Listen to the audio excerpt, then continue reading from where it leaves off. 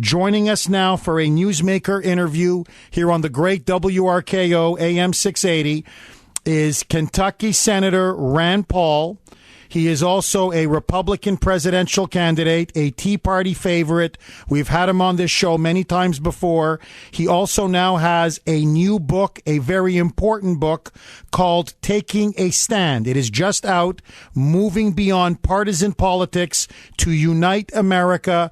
If you want to know Senator Paul's vision for America, should he be president, this is the book to buy. Senator Paul, thank you so much for coming back on the Kuhner Report. Good morning, Jeff. Thanks for having me. Senator, before I get to the book, there's some really burning issues. I just want to get a couple answers from you before we talk about, I must say, extremely well done book. The South Carolina flag issue. A lot of Republican candidates have taken a position on it. Some say it's an issue for states' rights. It's a state issue. Others say that the Confederate flag should be brought down.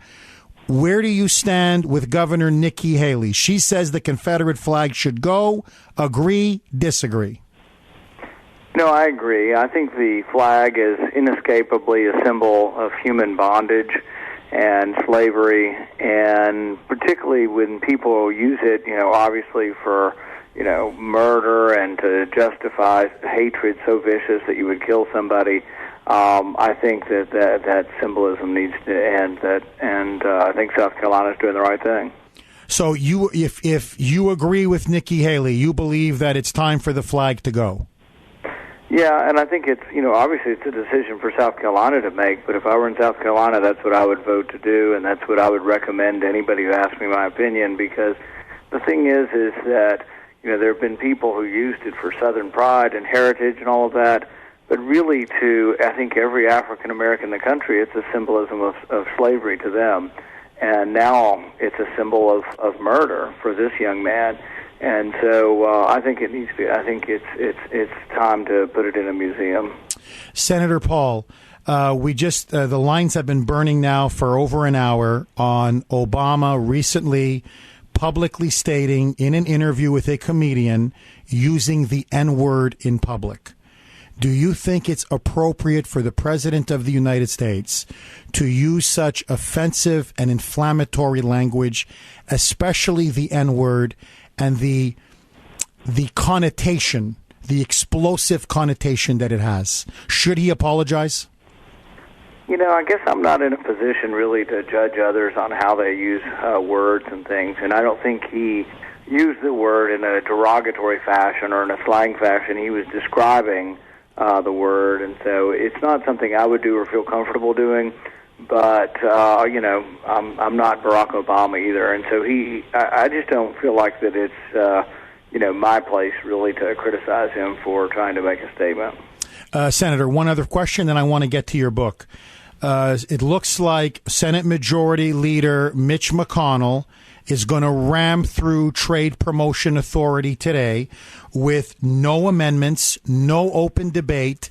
This is exactly how Republicans criticized Harry Reid, saying he was running the Senate almost like a dictator. Here you have Mitch McConnell doing practically the exact same thing. No amendments, no open debate, no chance for a filibuster, nothing. It's his way or the highway. Do you agree with Senator Mitch McConnell's tactics? And the bigger question, Senator Rand Paul, is he for TPA, against TPA? Is he for TPP, against TPP? What's your position on Obama trade? I've been consistently against TPA and have voted against it from the beginning. I think that giving more authority to the president is precisely what we don't need to be doing. One of my biggest complaints, and I've said this all around the country as I've spoken out, is that the worst thing the president has done is this collapse of the separation of powers. And we've had too much power transferred to the presidency, not just in this president, but really for 100 years. Probably from Woodrow Wilson on, we've allowed too much power to accumulate with the presidency, and I'm not going to voluntarily give him more power. Now, trade in general, I tend to be for trade. I think trade is good. It intertwines our economies. We're less likely to fight with those we trade. And for the most part, trade and commerce is good for prosperity. But I don't like the fact that they made this classified. I went and read it, and we can't really fully understand it unless everybody's able to read it and we're able to cross-reference it. and I'm concerned about them making it classified. I don't like that at all, and so I've voted against giving the president any kind of special authority where we can't amend the bill, and I don't feel like the bill's even complete, the trade bill, so I can't tell you absolutely on the trade bill, but we need to know more about it. What I read seemed to be more of an outline of the bill and not the actual meat and guts of the bill. So I'm very concerned about giving the president power about something I don't fully have all the information on. So, Senator, you're a no on trade promotion authority, and you're a maybe on Obama trade, but you're skeptical. Yeah, and I think that's the way I've always been, is that I'm not really for giving up power to the presidency, so I'm against giving this special authority to him, but I have an open mind on trade. But I don't like voting on anything I haven't been able to fully read and digest. In fact, one of my big campaign platforms is read the bills, and that we should read the bills before we vote on them. In fact, I have a legislation that says we should wait 1 day for every 20 pages, and that way we would actually have these large, 2,000 and 3,000 page bills. We would have to wait 100, 200 days on these things to actually digest them. In this case, it's the opposite. They're not even let us read the bill at all. Senator, you have a really good book out, I got to say, Taking a Stand, Moving Beyond Partisan Politics to Unite America. You talk about scaling back the imperial presidency. You talk about your outreach to minority communities, talking about reforming mandatory minimum sentencing, your forced school choice. You want to create enterprise zones. You want to lower taxes. In fact, you've come out with a very bold 14.25% flat tax. You want to cut government substantially. You don't want us engaged in nation building or fighting wars abroad where the best outcome is stalemate. You want to restore the separation of powers and our constitutional form of government. It's almost a libertarian constitutionalist manifesto. For the audience out there, what is the main theme of the book and why did you write it? The main theme is really that both parties have often let us down. I ran for office because I thought Republicans were bailing out the banks, adding to the debt. Now the Democrats are doing it even at a faster rate. But that someone has to stand up and say, we're out of money. The emperor has no clothes, and if we don't do something about it sooner rather than later, that there are ramifications. I worry about our kids' future, our grandkids' future. I worry about the country. And we've got to stop the bleeding, and that means you cannot spend money you don't have, and it needs to end now. Senator, when it comes, you've taken a lot of fire for your position on foreign policy. I have to ask you this. You were right on the war in Libya. You were right about arming the so-called moderate rebels. Many of them turned out to be al-Qaeda in Syria. You were prophetic about how Iraq would be a disaster and be taken over by Iran and ISIS.